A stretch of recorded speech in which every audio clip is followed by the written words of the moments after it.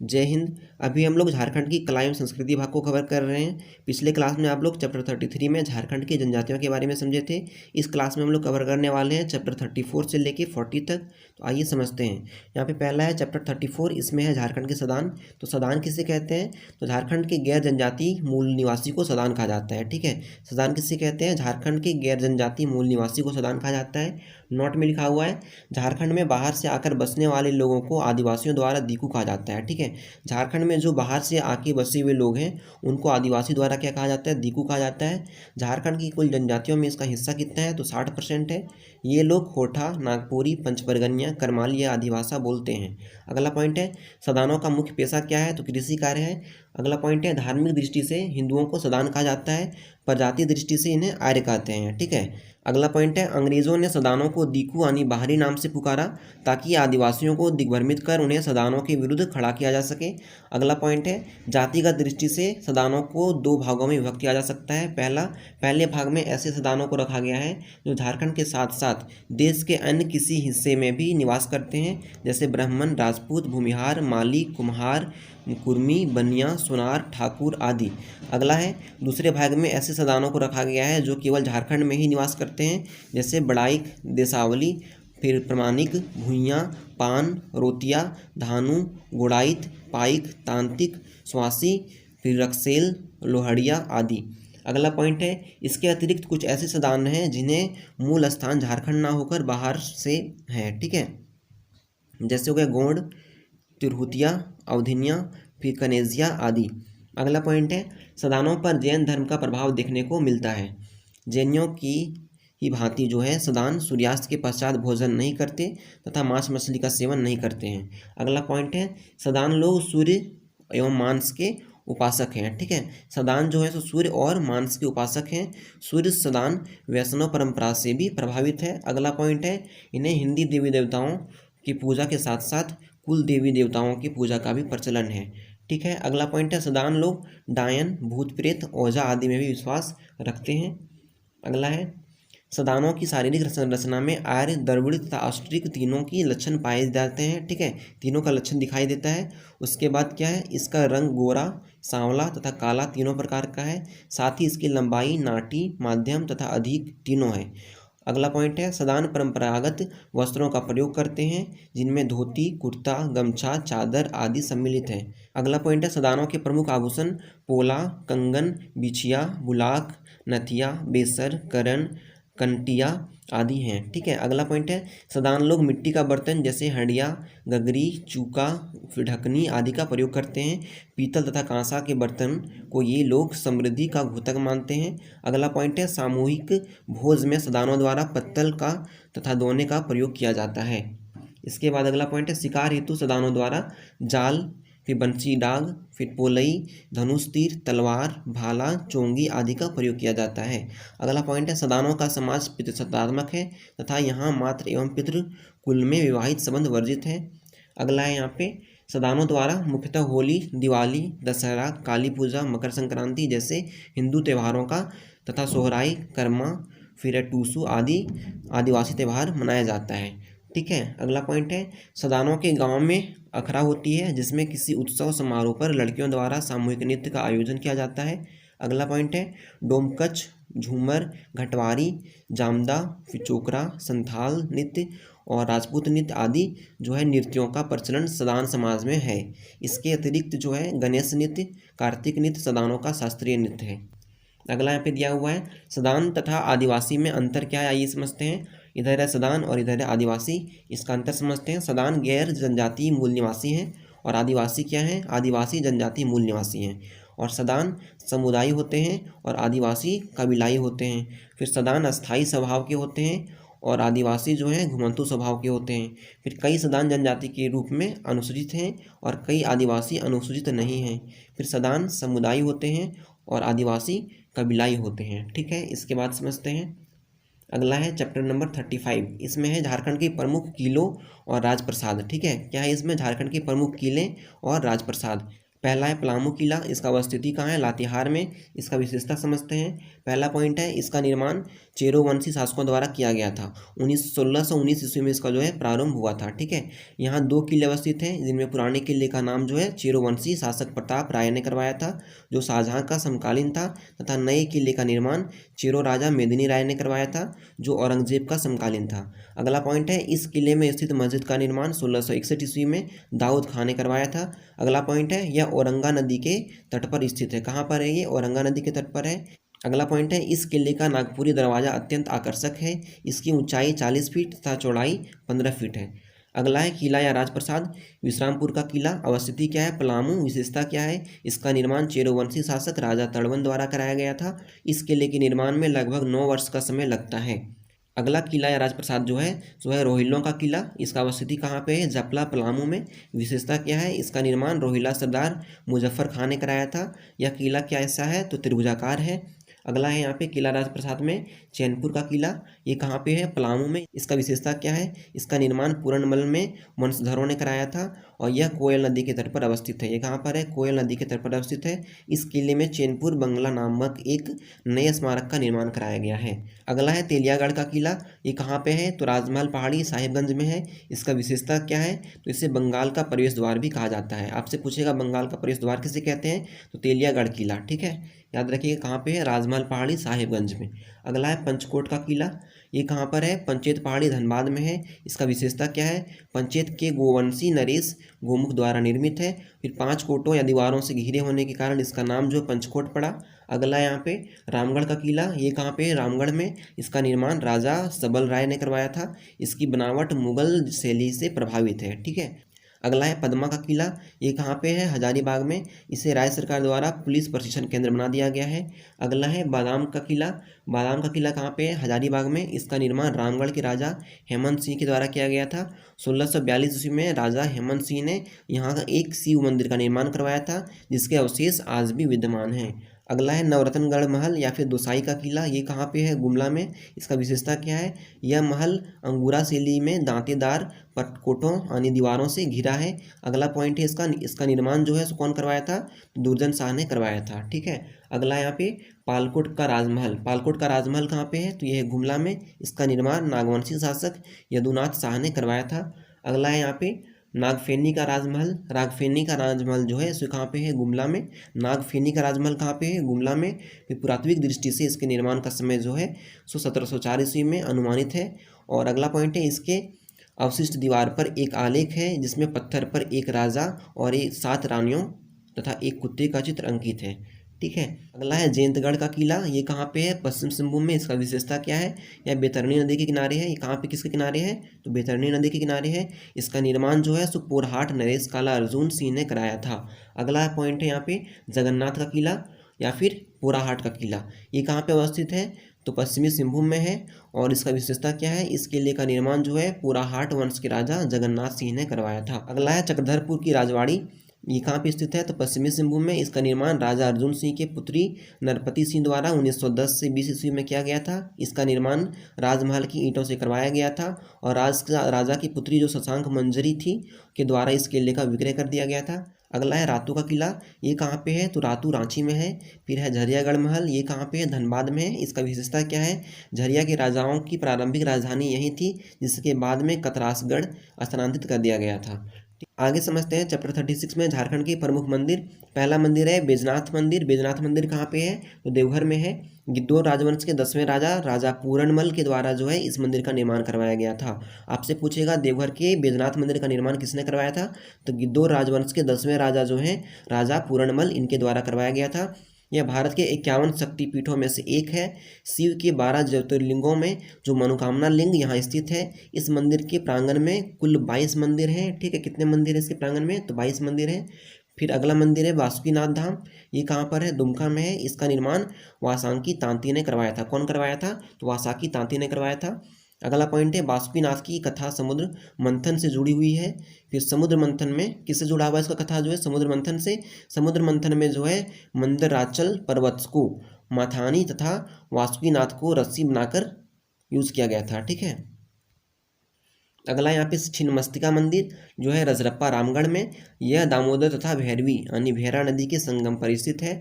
इसमें अगला पॉइंट है, इस मंदिर में माँ काली की धड़ से अलग करने वाली मूर्ति प्रतिष्ठा होने के कारण इसे छिन्नमस्तिका कहा जाता है।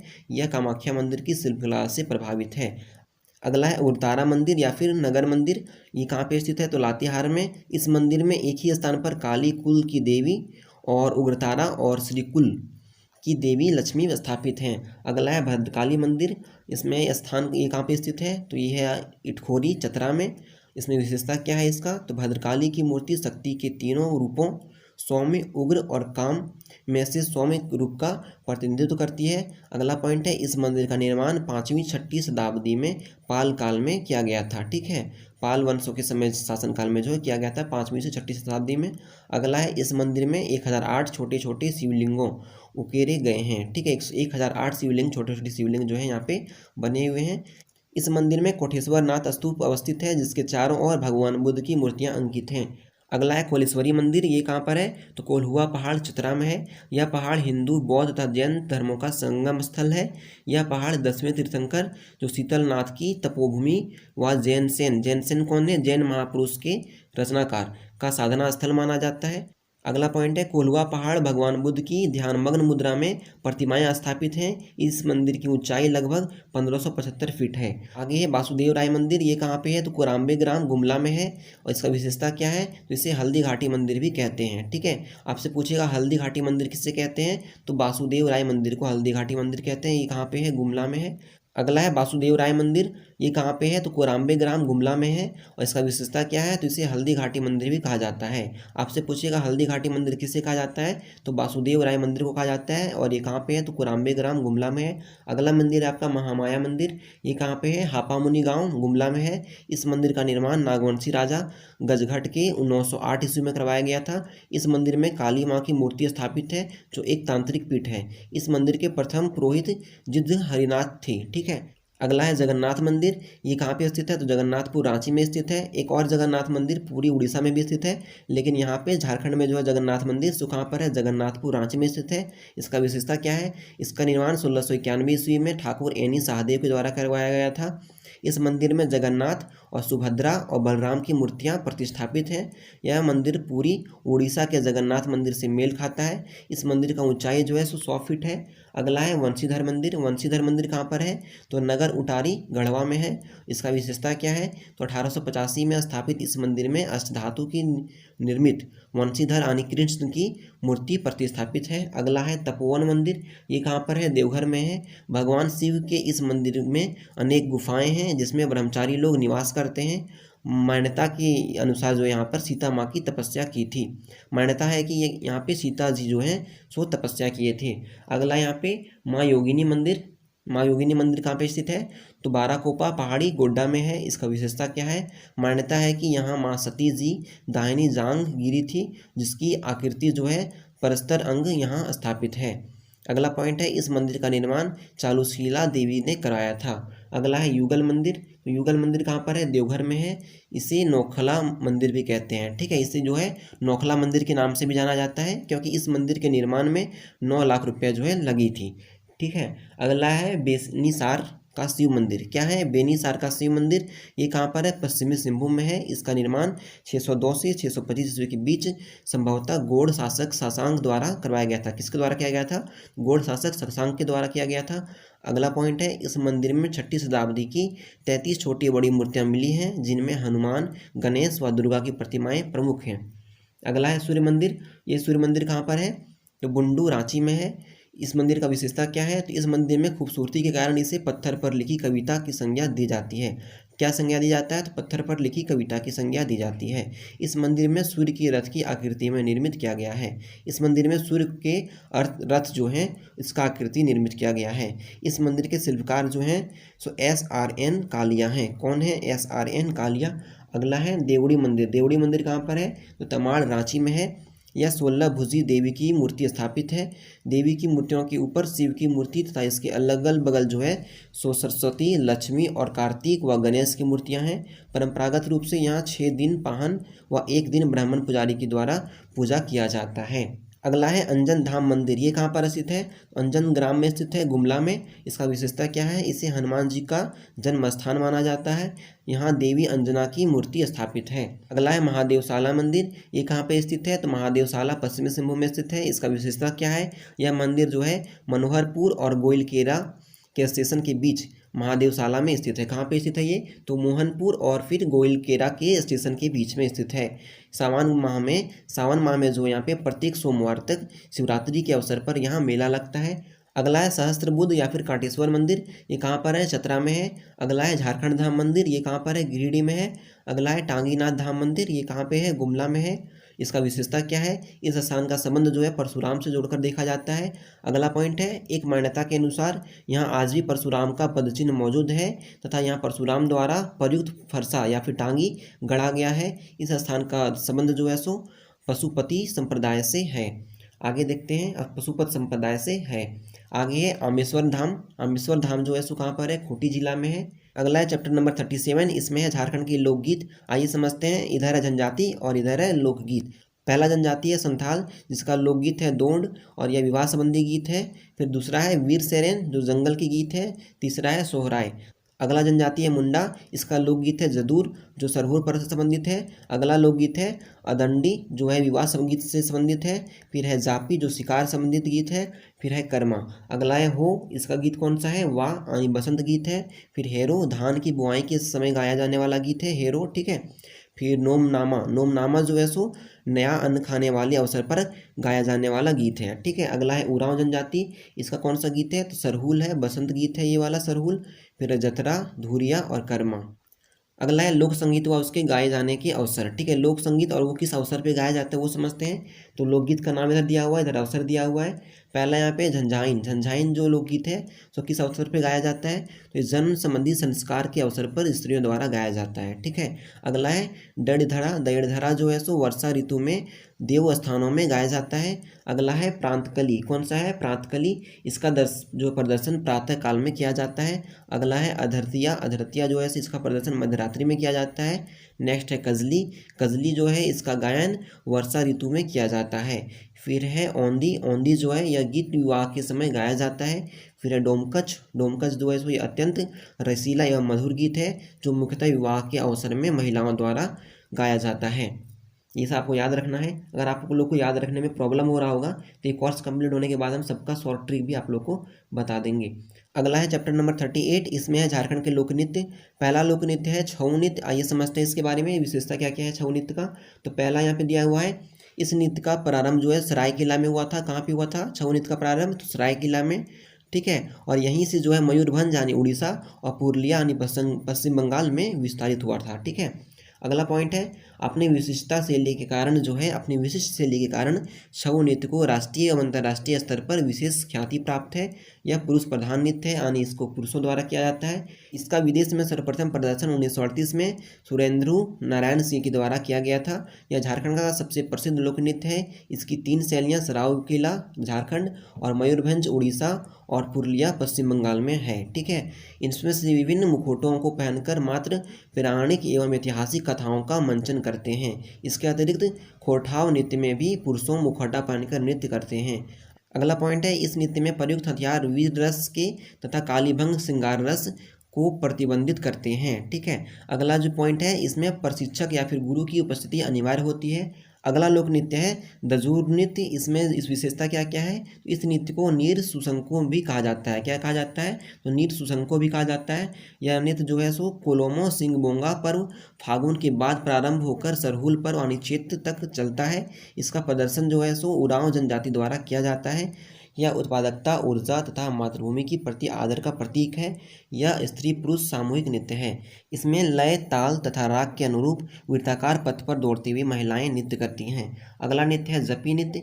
जपी नृत्य में क्या होता है? यह शिकार नृत्य है। यह सरहुल पर्व यानी चैत्र में प्रारंभ होकर आषाढ़ पर्व यानी कि आषाढ़ में तक चलता है, ठीक है। अगला नृत्य है कर्मा या फिर लहुसा नृत्य। यह जो है इस नृत्य में 8 पुरुष और 8 स्त्री भाग लेते हैं। यह आषाढ़ पर्व यानी आषाढ़ में प्रारंभ होकर जो है सोहराय पर्व यानी कि कार्तिक तक चलता है। यह नृत्य मुख्यतः कर्मा पर्व के अवसर पर किया जाता है। यह सरहुल पर्व चैत्र से प्रारंभ होकर आषाढ़ पर्व आषाढ़ तक चलता है। अगला है पाइका नृत्य। यह योजपूर्ण नृत्य है। इसमें नर्तक सैनिक वेश धारण करके नृत्य करते हैं। नर्तकों को एक हाथ में तलवार और दूसरे हाथ में शील्ड को संभालना होता है। इसमें नर्तक रंग बिरंगा झिलमिलाती कलगी लगी या मोर पंख लगी पगड़ी यानी टोपी बांधते हैं।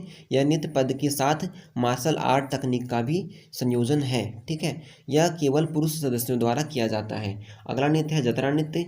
यह जो है सामूहिक नृत्य है जो उरांव जनजाति द्वारा किया जाता है। इसमें स्त्री पुरुष का हाथ पकड़ नृत्य करते हैं। अगला है नचनी नृत्य। यह जो है यह पेशेवर नृत्य है। स्त्री और पुरुष कार्तिक पूर्णिमा के दिन विशेष रूप से यह नृत्य करते हैं। अगला है नेटुआ नृत्य। यह पुरुष प्रधान नृत्य है। इसमें पुरुषों द्वारा स्त्री वेश धारण करके नृत्य किया जाता है। अगला नृत्य है अग्नि नृत्य। यह धार्मिक नृत्य है। इस नृत्य के द्वारा शील की पूजा की जाती है। यह नृत्य मंडा या वीपू पूजा के अवसर पर किया जाता है। कब किया जाता है? मंडा या फिर वीपू पूजा के अवसर पर किया जाता है। अगला है झूमर नृत्य। झूमर नृत्य जो है यह नृत्य मुख्यतः फसल की कटाई के अवसर पर किया जाता है। यह स्त्री प्रधान नृत्य की श्रेणी में आता है। जनजातियों द्वारा विवाह तथा अन्य पर्व त्योहारों के अवसर पर भी इस नृत्य का प्रदर्शन किया जाता है। यह नृत्य घेरा बनाकर समूह में किया जाता है। इसको क्या बोलते हैं? झूमर नृत्य। अगला है करिया झूमर नृत्य। कौन सा है? करिया झूमर नृत्य। यह स्त्री प्रधान नृत्य है। इसको केवल स्त्री करती है। कठोरवा नृत्य। यह पुरुष प्रधान नृत्य है। इसमें पुरुष मुखौटा पहनकर नृत्य करते हैं। अगला है मुंडारी नृत्य। यह नृत्य मुंडा जनजाति में प्रचलित है। इसमें रंग बिरंगा पोशाक पहनकर नृत्य किया जाता है। अगला है गोंग नृत्य। यह नृत्य हो जनजाति में प्रचलित है। अगला है मगाह नृत्य। यह नृत्य भी हो जनजाति में ही प्रसिद्ध है। अगला है लागड़े नृत्य। यह जो है संथाली जनजाति का लोक नृत्य है। यह नृत्य किसी भी खुशी या उत्सव के अवसर पर किया जाता है। अगला है बाहा नृत्य। यह नृत्य संथाली परिवार द्वारा बाहा पर्व के समय किया जाता है। इस नृत्य में साल एवं महुआ पर्व का समारोह पूर्वक प्रयोग किया जाता है। ठीक है, अगला है बा नृत्य। बा नृत्य में क्या विशेषता है? यह हो जनजाति द्वारा का एक प्रमुख नृत्य है। किस जनजाति का है ये? तो हो जनजाति का प्रमुख नृत्य है। इस नृत्य में जो है स्त्री पुरुष और सम्मिलित होकर सरहुल पर्व के समय गायन या नृत्य करते हैं। अगला है डाहर नृत्य। यह नृत्य संथाली जनजाति द्वारा किया जाता है और सड़कों पर किया जाता है। अगला है दसाई नृत्य। यह नृत्य संथाली जनजाति का पवित्र नृत्य है। अगला पॉइंट इसमें दिया हुआ है, इस नृत्य में परिधान एवं गहनों को धारण किया जाता है। अगला है डोमकच नृत्य। इस नृत्य का प्रदर्शन विवाह के अवसर पर किया जाता है। अगला है हेरो नृत्य। हेरो नृत्य जो है सो इस नृत्य का आयोजन धान की बुआई के बाद किया जाता है। इसके दौरान महिला एवं पुरुष सम्मिलित रूप से गायन व नर्तन करती है। अगला है घोड़ा नृत्य। घोड़ा नृत्य जो है सो इस नृत्य का आयोजन मेले त्यौहार व बारात के स्वागत के समय किया जाता है। कब किया जाता है ये? तो मेले त्यौहार और बारात के स्वागत के समय किया जाता है घोड़ा नृत्य। इस नृत्य के दौरान नर्तक बिना पैर के घोड़े की आकृति बनाकर नृत्य करता है। नृत्य के दौरान नर्तक बाएं हाथ में घोड़े की लगाम तथा दाएं हाथ में जो है दोधारी तलवार पकड़े होते हैं। फिर अगला पॉइंट है नागपुरी क्षेत्र में पांडे दुर्गानाथ राय घोड़ा नृत्य हेतु प्रसिद्ध हैं। अगला है और जरगा नृत्य। इसका विशेषता क्या है? इस नृत्य में महिलाओं का एक दल होता है। नृत्य के दौरान महिलाएं तीव्र गति से नृत्य करती हुई वर्गाकार पथ पे घूमती है। अगला लोक नृत्य है यहाँ पे सोहराय नृत्य। इसका विशेषता क्या है? इसका विशेषता है इस नृत्य का आयोजन जो है पालतू पशुओं के लिए किया जाता है। इस नृत्य के दौरान गौशाला में पूजा की जाती है। नृत्य के दौरान महिलाओं के द्वारा चुमावड़ी गीत गाया जाता है। अगला पॉइंट है इस नृत्य के दौरान पुरुष गांव जमाओ गीत गाकर चलते हैं। आगे कुछ नृत्य से संबंधित महीने आइए समझते हैं। जदुर नृत्य कब होता है? तो फागुन चैत्र में होता है सरहुल के समय। फिर कर्मा नृत्य कब होता है? आषाढ़ भादों में होता है, कार्तिक में भी होता है। फिर माघ पर्व कब होता है? तो कार्तिक फागुन में होता है। फिर जपी नृत्य कब होता है? तो चैत से आषाढ़ में होता है। फिर सोहराय कब होता है? तो कार्तिक में होता है। अगला है चैप्टर नंबर 39 में झारखंड के लोकनाट्य के बारे में समझते हैं। पहला लोकनाट्य आपका जाट जाटिन। ठीक है, कौन है? जाट जाटिन। इसका विशेषता कौन सा है? तो प्रत्येक वर्ष श्रवण कार्तिक माह में कुंवारी लड़कियों द्वारा इसका अभिनय किया जाता है। अगला पॉइंट है इसमें जाट जाटिन के वैवाहिक जीवन को दर्शाया जाता है। अगला लोकनाट्य कौन सा है? तो भकूली बंका। भकूली बंका जो है इसका आयोजन श्रावण यानी सावन से कार्तिक माह तक किया जाता है। इसका प्रदर्शन जाट जाटिन के साथ किया जाता है। इसमें भकूली यानी पत्नी और बंका यानी पति के वैवाहिक जीवन को दर्शाया जाता है। अगला लोकनाट्य है सामा चकेवा। इसका विशेषता कौन सा है? तो यह लोकनाट्य कार्तिक माह के शुक्ल पक्ष को किया जाता है। अगला पॉइंट है इस लोकनाट्य में मिट्टी के पात्र निर्मित किए जाते हैं, लेकिन उसकी तरफ से बालिकाएं अभिनय करती हैं। इसमें सामूहिक गीतों के माध्यम से प्रश्नोत्तर शैली की विषय वस्तु को प्रस्तुत किया जाता है। अगला पॉइंट है यह भाई बहन के पवित्र प्रेम से संबंधित लोकनाट्य है। अगला है यहाँ पे डोमकच। डोमकच लोक नाट्य के बारे में समझते हैं। इसका विशेषता क्या क्या है? यह स्त्रियों द्वारा आयोजित घरेलू लोक नाट्य है। अगला पॉइंट है, इसमें हास परिहास और अश्लील हाव भाव व संवाद का प्रदर्शन किया जाता है। अगला पॉइंट है, पुरुषों को इस लोक नाट्य को देखने की मनाही होती है। अगला लोक नाट्य है कीर्तनिया। कौन सा है? कीर्तनिया। इसका विशेषता क्या है? इसमें भगवान कृष्ण की लीलाओं का वर्णन गायन के द्वारा किया जाता है। अगला है चैप्टर 40। इसमें झारखंड के प्रमुख वाद्य यंत्र। आइए समझते हैं झारखंड के प्रमुख वाद्य यंत्र कौन कौन से हैं। तो पहला पॉइंट यहाँ पे दिया हुआ है, झारखंड में मुख्यतः 3 प्रकार के वाद्य यंत्र पाए जाते हैं। पहला तंतुवाद, फिर दूसरा है सुशीरवाद या फिर फूंक कर बजाने वाले वाद्य, ठीक है। तीसरा है तालवाद या फिर ठोक कर बजाए जाने वाले वाद्य। तंतुवाद के बारे में समझते हैं। तंतुवाद जो है ऐसा वाद्य जिसमें तांत यानी रेशम की डोरी या फिर तार से बंधे होते हैं तथा इसमें कंपन के माध्यम से ध्वनि उत्पन्न की जाती है। जैसे एक तारा हो गया, केंद्रा हो गया, फिर भुआंग, फिर बनम, फिर टोहिला, सारंगी आदि। ये सब क्या हुआ? तंतीवाद, ठीक है। इसके बाद समझते हैं एक तारा के बारे में। एक तारा जो है यह एक तार से बना हुआ वाद्य यंत्र है। इसकी लौकी के आधे कटे खोल के ऊपर चमड़ा जो है मढ़कर बनाया जाता है। क्या होता है? लौकी यानी कद्दू में के आधे कटे भाग का खोल जो है उसके ऊपर चमड़ा मढ़कर बनाया जाता है। इसके तार को अंगुली या धातु के टुकड़े से छेड़कर ध्वनि निकाली जाती है, ठीक है। इसके तार जो है उसको हम अंगुली से या फिर कोई धातु का टुकड़ा से छेड़कर इससे क्या ध्वनि निकालते हैं और इस तरह इसको बजाया जाता है। अगला पॉइंट है, सामान्यतः इसका प्रयोग जो है भक्ति संगीत में साधु संतों द्वारा किया जाता है। अगला है केंद्रा या फिर केंद्री। इसका निर्माण खोखले बांस की छड़ी पर सूखे लोक का खोल बांधकर किया जाता है। इसका निचला हिस्सा जो है सो कछुए की खाल या नारियल के खोल का बना होता है। अगला पॉइंट है, इसमें 3 तार होते हैं। कितने तार होते हैं? 3 तार। इसमें तारों का गज या कमानी चलाने से ध्वनि निकलती है, ठीक है। अगला पॉइंट है, इसे झारखंड का वायलिन भी कहा जाता है। इस आपसे पूछिएगा झारखंड का वायलिन किसे कहते हैं, तो केंद्रा या फिर केंद्री को ध्यान रखना है। अगला है भुआंग। यह संथालों का प्रमुख वाद्य यंत्र है। इसका प्रयोग नृत्य तथा संगीत में किया जाता है। इसके निर्माण में लौकी का प्रयोग किया जाता है। इसमें धनुष टंकार जैसी ध्वनि बुलंद निकलती है। इसके एक ही प्रकार का स्वर निकलता है। इससे जो है सो एक ही प्रकार का स्वर निकलेगा। इससे ताल के साथ बजाया जाता है। भुआंग तथा केंद्रा जो है संथालों का प्रमुख वाद्य है। अगला है बनम। बनम के बारे में समझते हैं। इसका प्रयोग जो है संथाली जनजाति द्वारा गीत के साथ संगत के रूप में किया जाता है। इसका निर्माण नारियल को काटकर उस पर गोह का चमड़ा, ठीक है, गोह का चमड़ा लगाकर किया जाता है। अगला पॉइंट है, यह नारियल के समान होता है जिसके तार में कमानी से रगड़ने पर जो है सो मोटी ध्वनि निकलता है, ठीक है, और जिससे इसको बजाया जाता है। तो इसका नाम क्या है? बनम। अगला यहाँ पे टोहिला। टोहिला जो है सो इससे बनाने हेतु सूखी लौकी तथा खोखली लाठी का प्रयोग होता है, ठीक है। पहला अगला पॉइंट है, इसमें इससे अत्यंत कोमल ध्वनि निकलती है जिसके कारण इसे गीत के साथ संगीत के रूप में बजाया जाता है। अगला पॉइंट है, इसका वादन अत्यंत कठिन होने के कारण धीरे धीरे इसका प्रयोग कम हो रहा है। अगला है सुशीरवाद। ऐसे वाद्य जिसे फूंक कर बजाया जाता है उसे सुशीरवाद कहते हैं। जैसे बांसुरी, सहनाई, सिंगा, मुरली, फिर मंदभेरी आदि, ठीक है। पहला एग्जाम्पल है बांसुरी। यह झारखंड का सर्वाधिक लोकप्रिय वाद्य है। इसका निर्माण बांस से किया जाता है। यह डोंगी नामक बांस से बहुत अच्छी बांसुरी बजाई जाती है। किस बांस से? तो डोंगी नामक बांस से जो है बहुत अच्छी बांसुरी बनाई जाती है, ठीक है। अगला है सहनाई। सहनाई जो है इसे सनाई भी कहा जाता है। क्या कहा जाता है? सनाई भी कहा जाता है। इसका प्रयोग छऊ, पाइका तथा नटुआ नृत्य के प्रमुखता से किया जाता है। झारखंड के जनजातीय समुदाय में शादी विवाह, पर्व त्यौहार आदि अवसरों पर सहनाई का वादन किया जाता है। यह झारखंड के जनजातीय समुदाय का मंगलवाद है। आपसे पूछेगा झारखंड के जनजातीय समुदाय का मंगलवाद कौन सा है, तो सहनाई है। अगला है यहाँ पे सिंगा।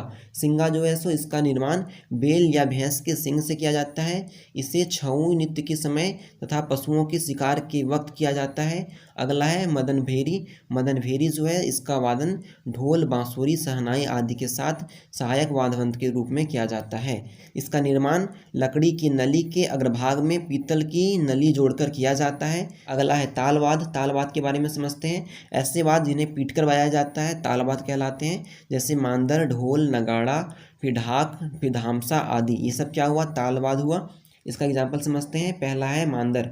मांदर जो है झारखंड में प्राचीनतम तथा प्रमुख वाद्य है। इसे क्या कहते हैं, तुम्दक भी कहा जाता है। ठीक है, इसका प्रयोग विभिन्न अवसरों पर सभी जनजातियों द्वारा किया जाता है। इसका प्रयोग मुख्यतः नृत्य के समय किया जाता है। इसका निर्माण मिट्टी या लकड़ी के गोलाकार खोल के खुले सिरों के दोनों ओर से बकरी का चमड़ा मढ़कर किया जाता है। अगला है, इसे रस्सी के सहारे कंधों से लटकाकर बजाया जाता है। इसकी आवाज़ जो है अत्यंत गूंजदार होती है। अगला है ढोल। झारखंड में कई अवसरों पर ढोल का वादन प्रमुखता से किया जाता है। इसका निर्माण कटहल, आम, गम्हार की लकड़ी के खोल से किया जाता है। इसके मुंह में बकरी के खाल से मढ़कर तैयार किया जाता है। अगला है नगाड़ा। नगाड़ा या मुंडा भी झारखंड का एक प्रमुख वाद्य है। इसका प्रयोग आदिवासी और सदान दोनों समुदायों द्वारा किया जाता है।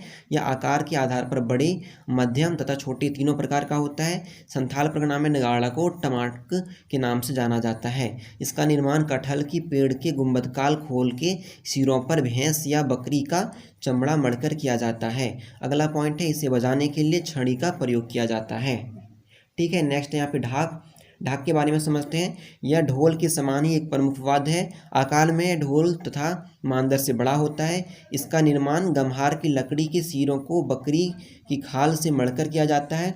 इसका वादन कई पर त्योहारों पर किया जाता है। पैका तथा नटुआ नृत्य के साथ भी इसका वादन किया जाता है। इसे कंधे पर लटकाकर लकड़ी के बजाय बजाया जाता है, लकड़ी से बजाया जाता है। ठीक है, कंधे पर लटकाकर। अगला है धामसा या फिर कुड़धतु। इसका वादन ढोल, मांदर आदि के सहायक वाद्य के रूप में किया जाता है। छऊ नृत्य के दौरान युद्ध और सैनिक प्रयाण जैसे दृश्यों को साकार करने हेतु इसे बजाया जाता है। इसकी आकृति कढ़ाई जैसी होती है। इस प्रकार आपका ये कंप्लीट हुआ। नेक्स्ट क्लास में हम लोग चैप्टर 41 से और आगे का देखेंगे।